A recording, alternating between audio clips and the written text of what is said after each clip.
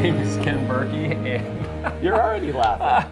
oh, I can't wait for the show. I just can't wait for it. This is John Loera. He's back because he pays us to show up. So That's thank right. you. Thank you very much. Good to John's be- got good to be here. John's got a topic around here that I'm mocking a little bit, only because I just want to hear you talk about it. John wants everyone to be happy. Are you happy? Doesn't everyone want to be happy? I asked John, I said, what are we talking about? He says, I want to talk about being happy. Be happy. Which, well, of course, everybody wants to be happy, but happy? What does that mean? What does happy mean? It's kind of squishy, isn't it? It's very squishy. You seem very happy right now, so well, I'm makes happy. me happy. I'm happy because I can't, yeah. I'm going to counterpoint everything that you say. Yeah, well, that's good. It'll help me figure this out as I'm going along. Right, yeah. It is a big topic, but it is an important topic. Yeah. Sounds a little squishy, but yeah, there's a song out right now, Happy. It was an Oscar nominated for what movie? Despicable Me. Despicable? Despicable Me 2, not Two. 1, 2. That's right, two. And Pharrell Yeah, I don't know who wrote that the is. song. Steve Carell is a voice in the movie. That's confusing to me. And they're opening up a Farrell's. No, I don't know. I'm sorry. We're just showing people how to be happy. That's right. Just be random. John and I are happy. Good luck for you. Thanks for tuning in. So what brought you to this topic? I mean, with every topic in the world, and you Had to choose this one. but everybody does. Yeah. Nobody wants to be unhappy. Yeah, and when you think of happy, it sounds a little trite, like, oh, happy, and you base it on circumstances. Right. But really, it's a much heavier word. It's really more about contentment and satisfaction and joy and a deeper level. But you can still look at it as happiness, you know. And, Right. And it is true. Everybody pursues to be happy, happiness, and So let happiness. me stop here because there is joy and contentment. That makes sense.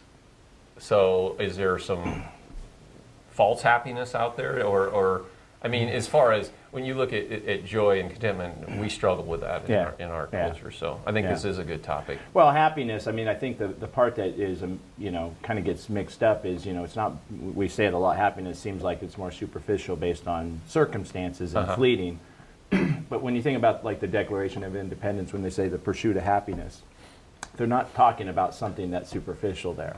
It really has a much deeper meaning. And so, really, when you're talking about happiness, you are talking in some ways, and what I'm saying is about contentment and a deep joy, not just happiness on the surface. Yeah, because happiness, if it comes to just circumstances change and come and go, but there's a joy or a contentment that can be there regardless of the circumstances. Right. I love going back to the Declaration of Independence. Benjamin Franklin had. I skipped that year in Yeah, school, you probably don't even know what. Catch me up with this We're not gonna Declaration of Independence. But this pursuit of happiness, because at the inception of the Constitution, Benjamin Franklin had a quote about the Constitution saying that the pursuit of happiness, we have the right, the Constitution gives us the right for the pursuit of happiness, but the real key is that we have to catch it ourselves. In other words, we own that, you know, and what does that mean? What does it mean for us to look at, well, we all want to be happy, we all want contentment, but how do we actually achieve that? And that's what I wanted to talk about today. And what's interesting about this is that about 30 years ago, there was a belief from the secular world. Psychologists started to look at, well, we can't really measure happiness and contentment. It's impossible to do. Well, they figured out that they can, and they started to do some studies and put science around measuring what really makes people happy. And they did these studies across the world. They took different circumstances in different countries, different cultures, socioeconomic situations, all of these things. And what they came up with is we were wrong. We can actually quantify what actually makes people happy and what doesn't make people happy. Wow. And so...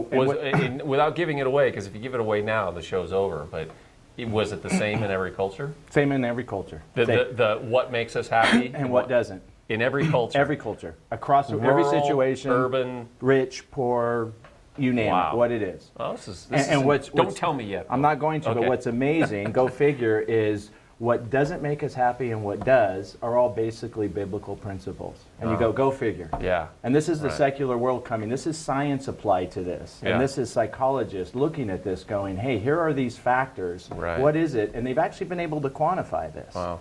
And so that's what I wanted to talk about, because when you look and hear what they're coming up with in these situations, you go, it is biblical principles. I think we should just end the show and then do a teaser and come back. And come back. Yeah. I think you should. Next week for the. So, no, we'll do it now. We got some time, so I think let's talk about it. Yeah, this. so I think it's important. What they found is, first and foremost, is they put our values into two areas. They call it extrinsic and intrinsic values. And what that means simply is that there's external values and internal values. So they first looked at what doesn't make us happy that we think often does. And so they look at these extrinsic, external values. I was going to say, that's probably the external stuff, right? It's the external stuff. So they categorize it in three categories: money, image, and status. These are human nature things that we think are important. And so money really doesn't buy happiness. Believe it or not, it just doesn't buy happiness. Isn't that people just who don't have money say that to make them feel better? Well, if money doesn't make you happy. But if that makes you happy, there you go. Yeah. So money, image, and status. And so what they looked at, and we'll just take money for example first, is that they did studies since 1950, and they looked at, they started doing a graph and looking at measuring, and they're taking America as an example, incomes in 1950 versus happiness. And they were kind of here.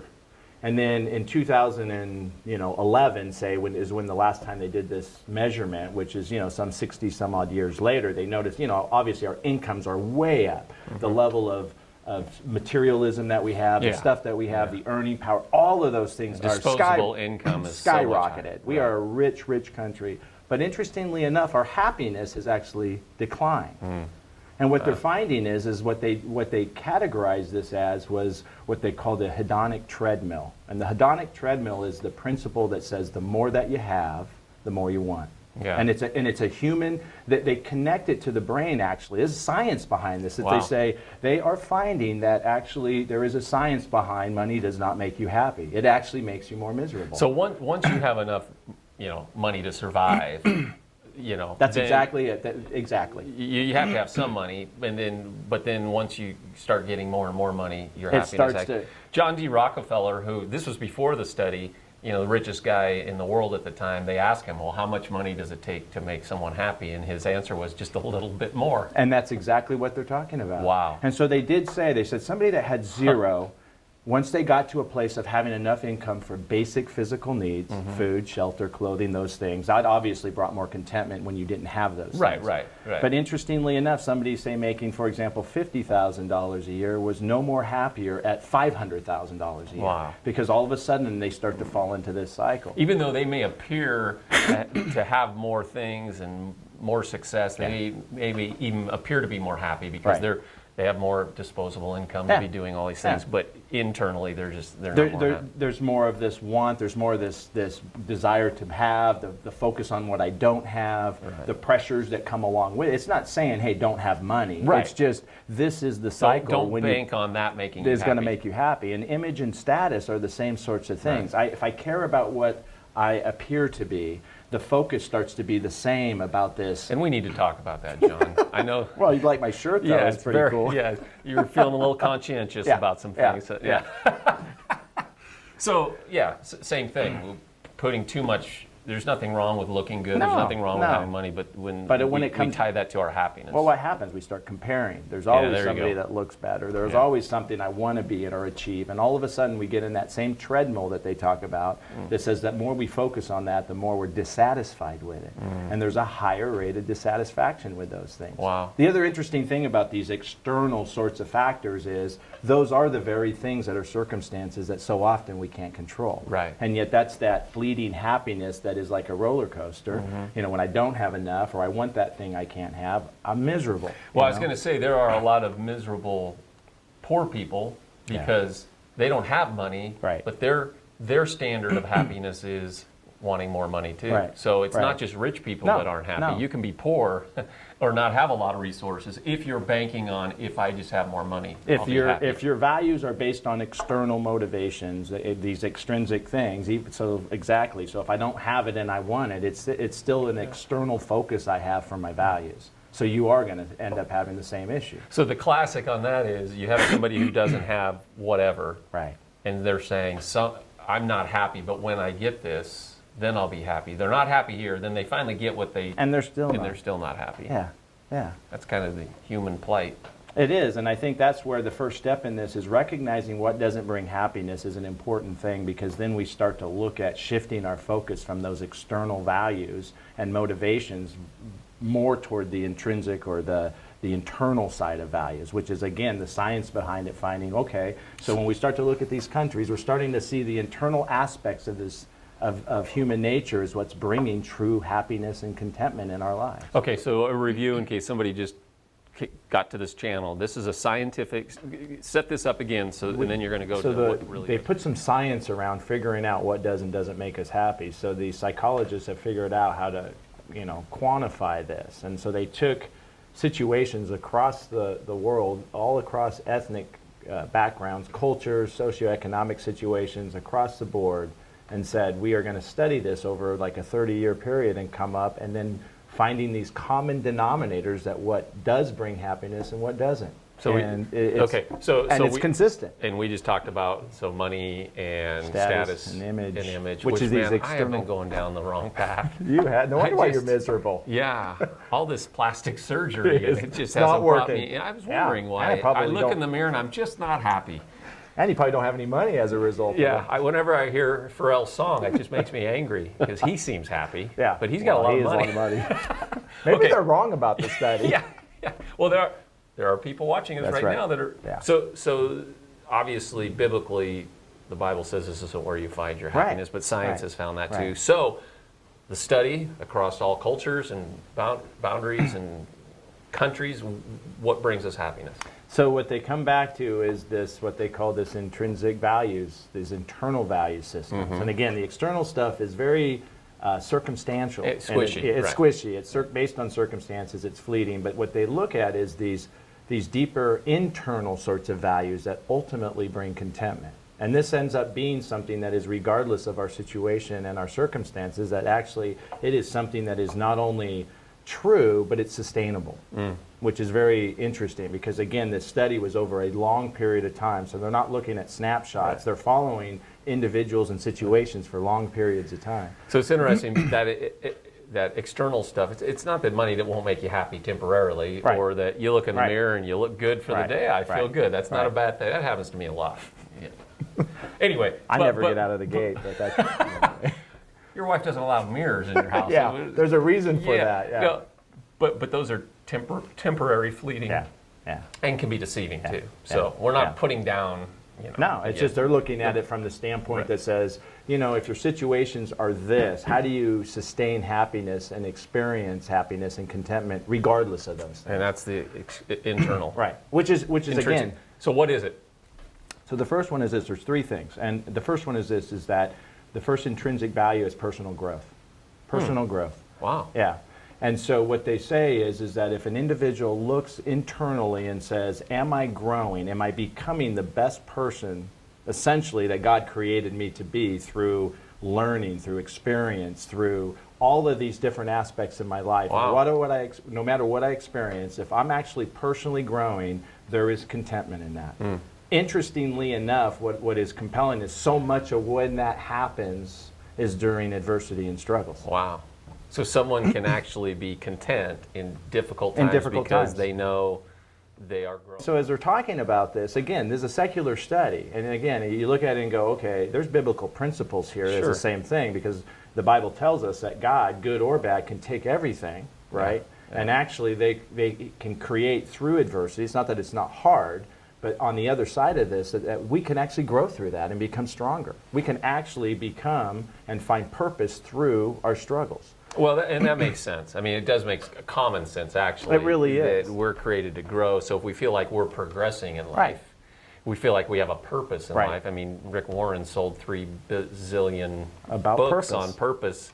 That you're going to feel better about yourself. You do. I mean, it's every aspect of our lives. If we look at ourselves and go, there is a joy, a contentment, and a happiness in ourselves when we look at, you know what, I'm learning, I'm growing. Again, a lot through struggles, not only that. It's like when we actually start to we make a mistake and we learn from that mistake, right? We get stronger by that. Yeah, at the end of the day, it could have been a long day, a lot of struggles, ups and downs, but at the end of the day, if you feel like there's been some progress, you feel good. Yeah, you do. Okay, what's the second one? So the second one they found is to have deep, deep relationships. Yeah. I mean, again, a common sense one. But Common sense, but...